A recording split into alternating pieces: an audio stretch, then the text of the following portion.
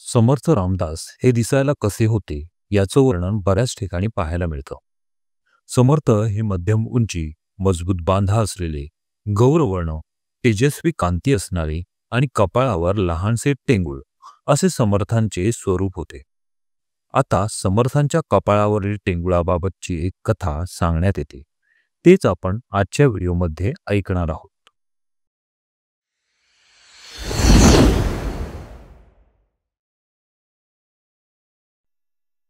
समर्थांना जेव्हा 6 वर्ष पूर्ण झाली तेव्हा त्यांच्या आई राणूबाई या समर्थांचं म्हणजे त्या वयातील नारायणाच्या लग्नाच्या योजना आखू लागल्या.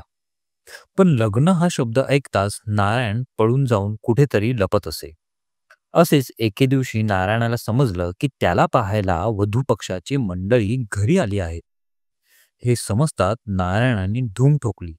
तो विहिरीच्या काठी असणाऱ्या एका झाडावर जाऊन बसला. नारायण कुठे गायब झाला म्हणून इथे घरी सर्व शोधाशोध सुरू झाली.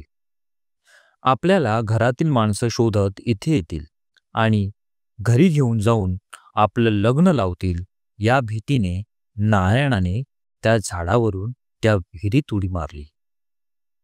त्यावेळी विहिरीतील एक खडक नारायणाच्या कपाळाला लागला. सुदैवाने जखम झाली नाही, पण समर्थांच्या कपाळावर एक छोटेसे टेंगूळ आले. ते टेंगूळ कायम तसंच समर्थांच्या कपाळावर राहिले. संत तुकाराम महाराजांनीही पीतवर्ण कांती तेज अघटित आवळू शोभत भुरकुटी मारली असे एका ठिकाणी समर्थांचे वर्णन केले आहे.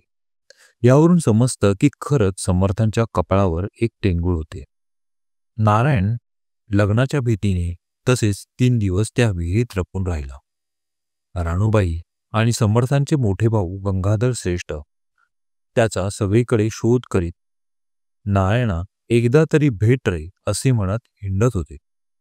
त्यांचे बोलणे ऐकून नारायण विहिरीबाहेर आला आणि म्हणाला, तुम्ही माझं लग्न लावून देणार नसाल तरच मी घरी येईन. नारायण ऐकत नाही हे समजताच राणूबाई आणि गंगाधर श्रेष्ठींनी होकारार्थी मान हलवून ती वेळ मारून नेली. लग्नाची गोष्ट ऐकताच नारायण घरातून पळून जातो हे पाहून राणूबाईस खूप दुःख होत असे. गंगाधर श्रेष्ठींनीही आईची खूप समजूत काढली. नारायण लग्न करणार नाही ग, त्याच्या मनात विश्वकल्याणाच्या गोष्टी चालू आहेत हेही सांगून बघितलं.